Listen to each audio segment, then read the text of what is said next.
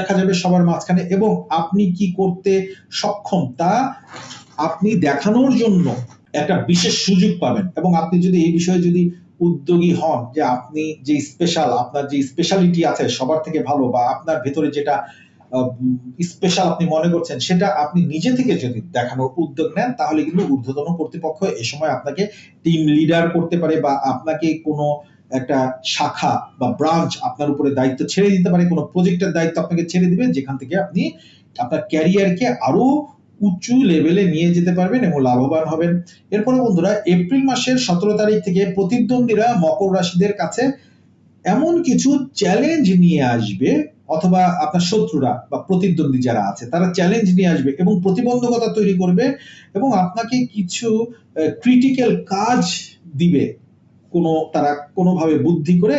আপনাকে আপনার বসের মাধ্যমে হোক, আপনার অফিসের মাধ্যমে হোক,